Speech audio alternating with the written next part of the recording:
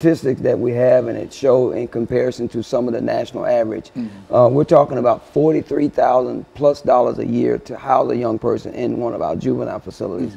And what we could do with that is, with just $1,000 for a year, we can serve a young person and give them the services that they need at the Oasis Center. So I always say, if anyone wants to really help, you know, and they always say, put your money where your mouth is. These are the kind of things that we need people to understand. It doesn't take a whole lot, but we could really use their help and their assistance. So what you're saying is that it costs $43,000 in a real sense to keep a young person detained in the system for a year.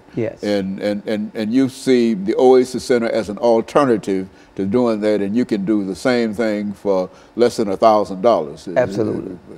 And I can understand that's a great bang for your bucks. And I would imagine you would understand that as a marketing person, would you not? Talk about it from that perspective. Well, I think it's important for people to understand that young people, that anyone that's caught in the juvenile justice system or is incarceration, that's not a free ride to the taxpayer. And investing in our community, that $1,000 that Ron referred to, and $1,000 takes a young person to go through his program, what it costs us. You know, that's a much deeper investment into the community than incarceration. There's not a whole lot of options once they're incarcerated for rehabilitation and actually turning their life around. They're stuck. And through Ron's program, there's so many options that become available to them once they just get back on that right path. And that's, I really believe, is the thing that those young people need the most, is options and opportunities, because I believe they feel like that they don't have very many of those. That's why they do the things that they do that, you know, get them in trouble with the law to start with. So by building their self-esteem and their self-confidence, engaging them in the community with service learning, they create a connection back to the community, and they feel responsible and part of it. So, you know, the numbers that we see statistics with Ron's young people, well over 90% of those young people do not reoffend within the first year of their infractions and being referred to us, which is really powerful. That's really powerful, it is. A year may not seem like a long time to adults, but for a young person, an 18, 19-year-old, a year is a long time.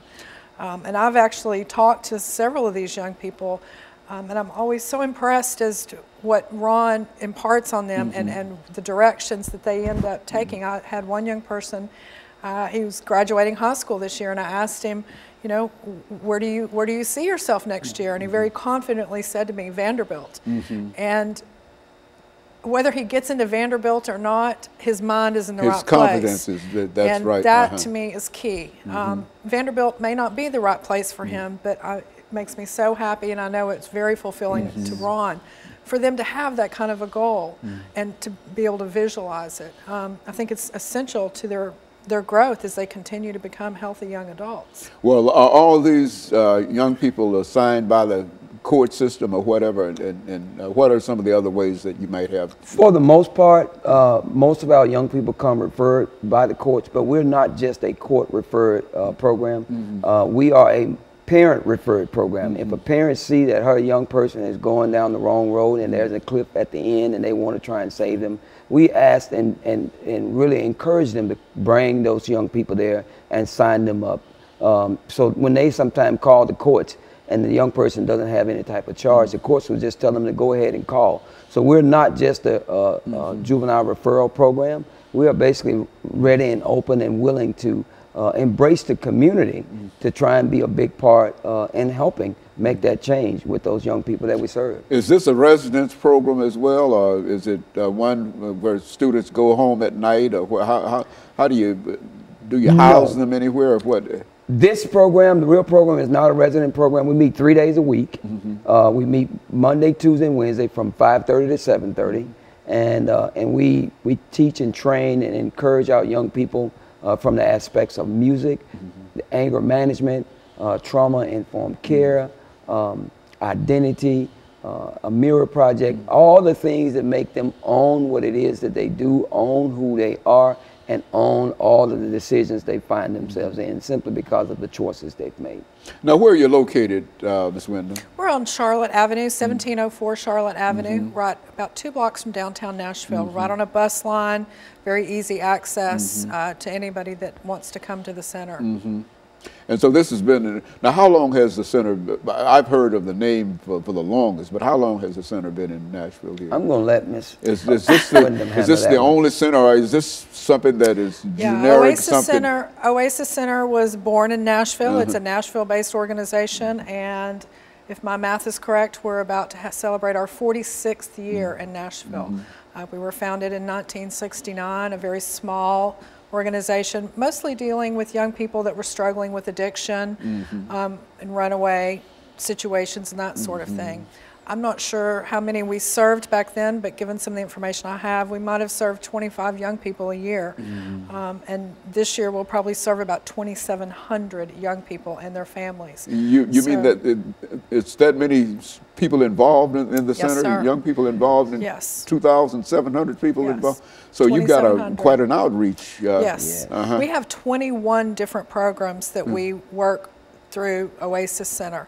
They fall into 3 categories. Our first category is our crisis, young people that are most at risk and in crisis right now. The middle, kind of the middle part of what we do, where Ron's program is our youth engagement and action, and that's really where we're trying to get on the front side and reach young people before it's too late, before they're desperate, before they act and do something that they will regret later.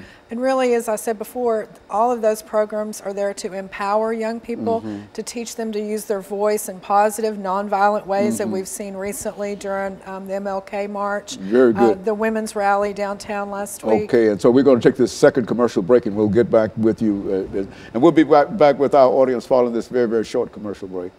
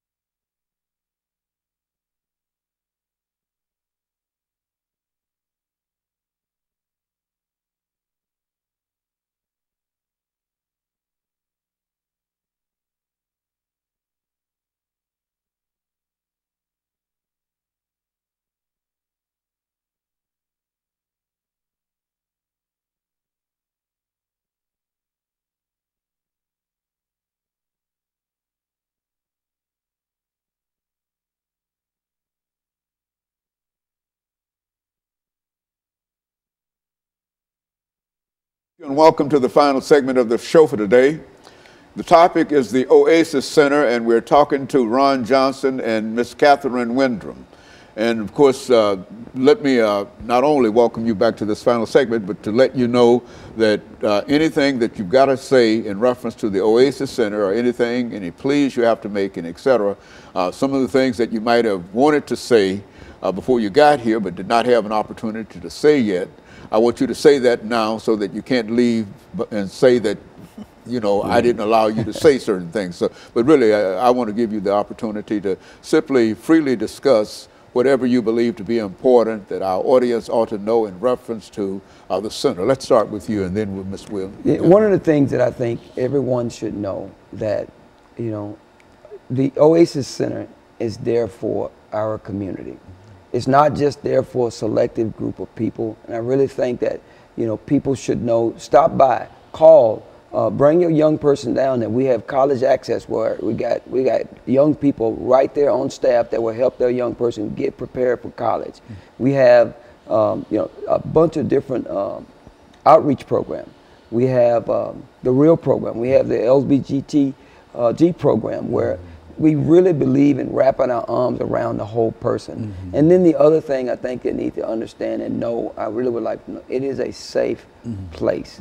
We have counseling on hand right there to help you walk through some of the things that you may be going through. And at the end of the day, I think you're going to really meet people who love people when you walk into the Oasis Center. Ms. Wyndham? Well, I agree with Ron. You know, all of our programs primarily focus on three things: connecting a young person to a healthy adult, providing them a safe place, as Ron mentioned, and empowering them to make better choices as they become adults. And through all of our programming, that's really where we stay focused. Is this, the first part, is that sort of a mentoring program? Is that what you do? Well, is that a part of it? Somewhat. You know, all of our counseling team, our whole staff, even me, I'm not a counselor, but I'm expected to be, you know, a positive influence on any young person I encounter, and I take that quite seriously.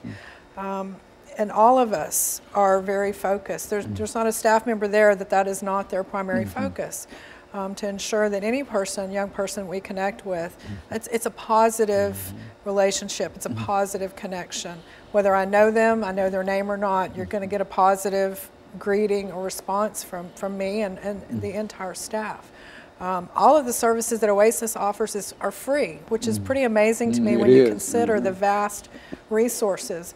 As we talked about a minute ago, the Youth Engagement and Action Program, there's about 15 different ways that young people can connect with us in very positive and fun ways. Our bike workshop is an incredible program where young people can build their own bike, ride it out, it's theirs. They can navigate our streets safely, get out of the house, get good exercise. It's beautiful today. Having the opportunity to be on a bike and breathing in fresh air is really incredible. The one thing I really didn't have time to mention a minute ago was our College Connection program, as Ron mentioned. And, you know, we probably all can agree that the key to ending poverty is through education. Education, it really is. I know that there's some disparity out there in some of the percentages, you know, that college grads are having a hard time finding jobs. But when you look at the statistics of a college graduate versus a high school graduate and their employment ability, there's still a wide gap in who's going to get that job. So we do believe that a college education is a top priority, or a certificate or training. We don't want anyone to feel like that college is the only thing that may be for them, but some sort of training that will improve their ability to earn a good wage for their family and for themselves. So that's really kind of closes the circle on all the services that we offer. And just tremendous results. The community, the Nashville community, is very supportive of the work we do. That's what I was thinking. Who supports this? Well, financially, I mean, how do you get your great question. We have a very diverse, what I call funding portfolio. Some of it is through federal grants, some of it's through state grants, and some of it's through private foundations that support our work. And then a fair number of it is just checks, donations that people make. And you know, as in the marketing and development team, I often hear my $25 doesn't make a difference. I can assure you that your $25 makes a difference. We put all those $25 together, and we create pretty powerful change in our community. And so you're serving more than 2,700 2,700 young people. Boys and girls. Young men and young women ages 14 to 24. One of the things that we really focus on is meeting young people where they are. We don't expect you to come in fixed and healed and a mature young person. You may not be. You may be stuck somewhere along the way. And that's the wonderful thing about Oasis is that you are always welcome there. There are never second chances. There's third chances, fourth chances, but you've never reached your last chance with us. And I think that's a very important thing for young people to know. And so you've been with Oasis Center for how many years? I've been with the Oasis Center for about 5 years, but I've been working in the youth market for over 30 years. And now, well, with all of that experience, what are some of the things that you can tell young people this morning in terms of how to change their lives or how to make their lives conform to what might be right or whatever? I can say this here from my own experiences and some of the things that I've been teaching is I always tell my staff is the way we find a way to help young people change, one, we got to be authentic, and then we allow them to be authentic, and then we allow them to own what it is that they choose to do. But in owning what they choose to do, we try to equip them. We want to give them more tools that they can use when they find themselves in a situation that got them here. They didn't have the tools that we're going to be giving them. So when they leave us, they're going to have an array of different tools that they can use to change their life. And I think with that, if you can change a brain, you can change a person's life. You can change the way he thinks. And those are the things that we really go after. We can change the thought process. We can change the heart along the way.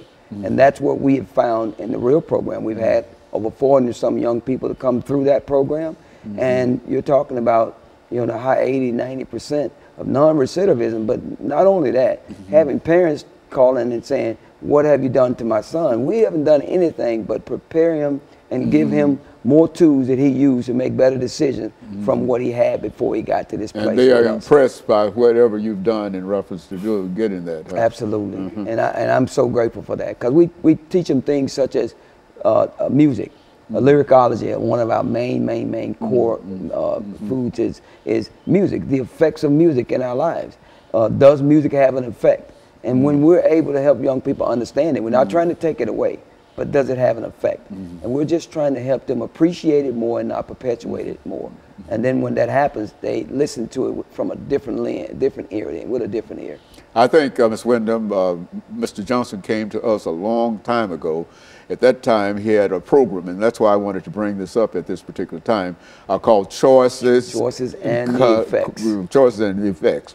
Say something about that. We've got about a minute. Well, I still do the choices and the effects because it's so real, so relevant, and so of this time. We are all direct derivatives of the choices we make. We are the sum total of what happens to us. So prior to doing it, that program is something that I use in the real program. It's not exactly called Choices and Effects, but it's actually used, and our young people take it to heart. They really seriously take it to heart. They own their decisions, and they understand that it does have an effect. And so you've decided to simply dedicate your life in a real sense up in reference to helping others and dealing with young people. Is that right, Ms. Wyndham? Yeah, he's a superhero. He didn't wear his cape today, but he's a superhero. Very good. And of course, and I think that you're playing a very, very important part in helping to organize things in terms of marketing and et cetera, because that's an important outreach. It really is an honor to do it. To be part of something that's just having such a vast impact in our community and nationwide. Last night Obama talked in his State of the Union address about college opportunities, and Tennessee is one of those primary places where that's coming from, and some of that came from the Oasis Center originally. So it's incredible impact that locally, statewide, and nationwide now. Very good. Let me thank the two of you over the last half minute that we have here, Mr. Johnson.